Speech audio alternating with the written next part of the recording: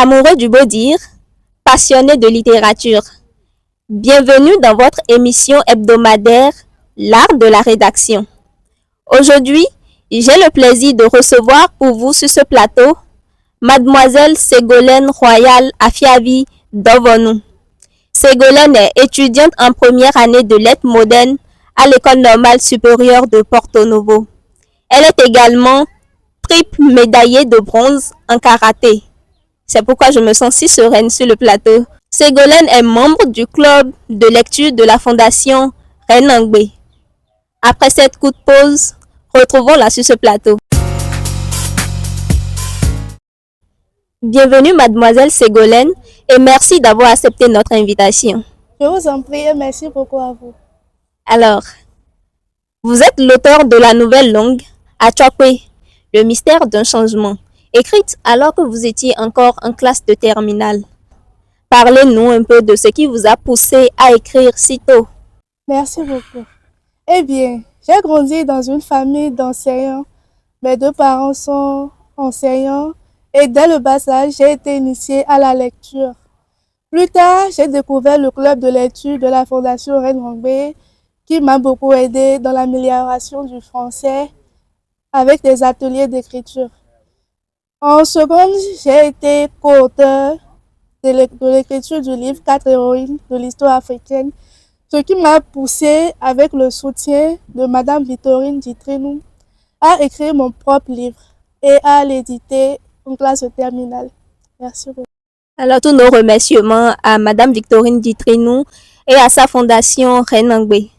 Votre nouvelle fait 46 pages. Elle est divisée en 6 chapitres avec une intrigue centrée sur Achokwe, la fille du premier ministre de la République afghane. Vous utilisez ce personnage pour aborder les classes sociales dans le milieu éducatif. Alors, quel message souhaitez-vous transmettre à travers cette histoire? Merci beaucoup. Eh bien, mon message est tout simplement l'humilité. Et ce message est adressé à la jeunesse parce que je me dis que dans une société, dans le milieu scolaire, ce n'est pas parce que nous sommes beaucoup plus assis financièrement que nos camarades, que nos semblables, que nous allons nous croire supérieurs à eux. Du coup, j'aimerais exhorter tout le monde à être humble et à aimer son prochain comme lui-même. Vous avez raison, l'humilité précède la gloire, dit-on. Si Achokwe n'avait pas découvert que Mawena était sa sœur, pensez-vous que ce changement aurait été possible chez elle? Pourquoi avoir choisi le thème de la filiation pour amener le changement chez Achokwe? Eh bien, j'aimerais expliquer ça en disant que Achokwe n'aurait pas pu changer si elle n'avait pas su que Mawena était sa sœur.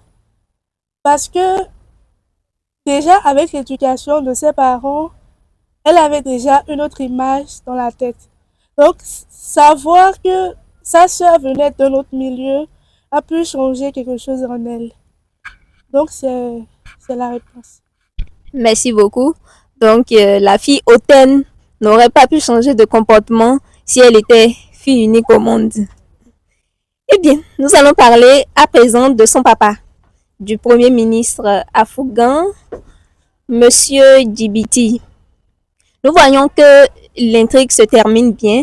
Le ministre retrouve ses deux filles et même il a un comportement un peu étrange à la fin qui le surprend lui-même d'ailleurs. Il est honnête, ce qui est bizarre.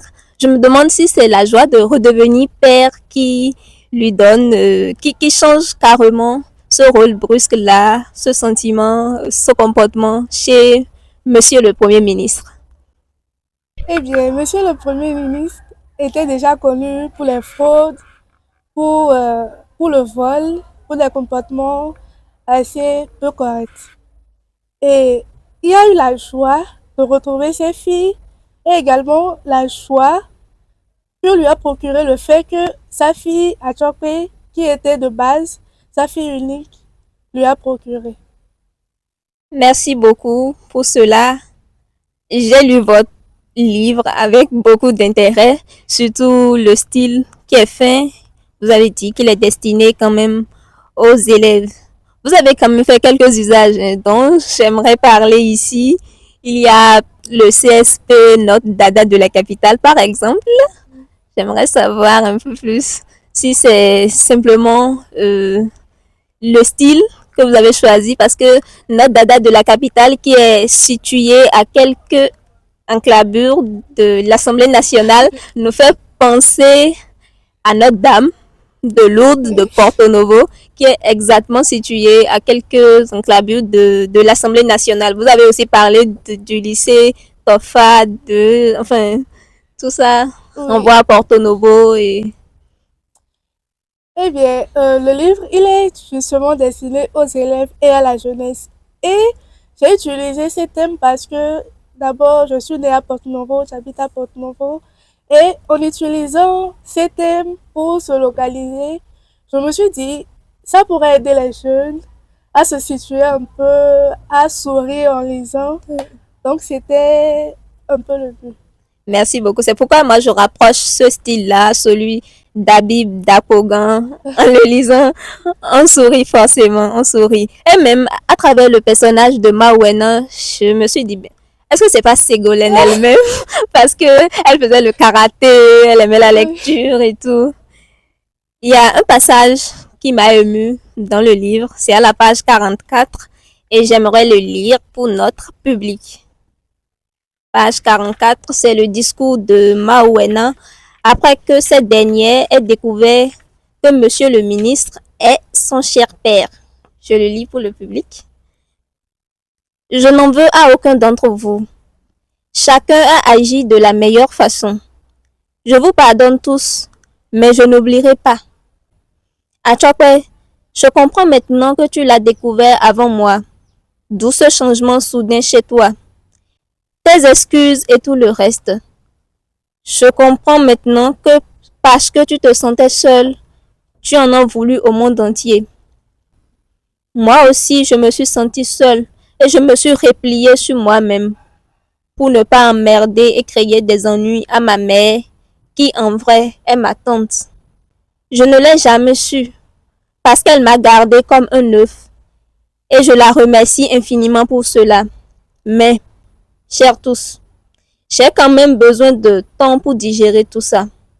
Je me retire dans ma chambre. Ça, c'est ce que Mawena dit à son père, à la femme de son père, à sa tante et à sa sœur, après qu'elle découvre que, bon, elle est la fille du premier ministre de la République. C'est un peu émouvant. Alors, avant de conclure avec vous, je souhaiterais que vous partagiez avec le public une astuce d'écriture, un conseil pour tous ceux-là qui veulent se lancer dans l'écriture. Merci beaucoup. Eh bien, pour se lancer dans l'écriture, il faudrait beaucoup lire, laisser libre cours à ses émotions et s'inspirer d'un écrivain qu'on affectionne beaucoup, comme moi par exemple avec Monsieur Abdelhakim. Merci beaucoup. On retient donc que la lecture est la meilleure méthode pour bien rédiger un texte. Lecture et s'inspirer des autres auteurs. Avant de finir cette émission, est-ce que vous avez un mot à laisser à nos internautes? Oui. Merci beaucoup. Eh bien, je voudrais tout simplement dire, soyez vous-même, soyez humble et retenez que le monde est dans les livres. Je vous remercie. Le monde est dans les livres. Meilleure citation de la semaine.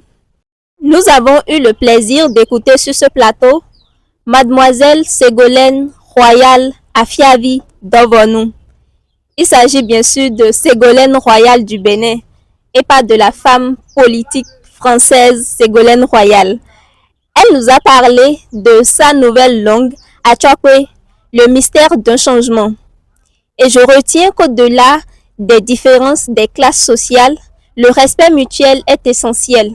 Comme le dit si bien la Déclaration universelle des droits de l'homme, nous sommes tous égaux en dignité.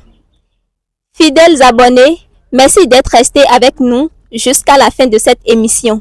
Et si elle vous a plu, n'oubliez pas de commenter, de liker et surtout d'activer la cloche de notification. Rendez-vous mardi prochain pour un autre voyage littéraire.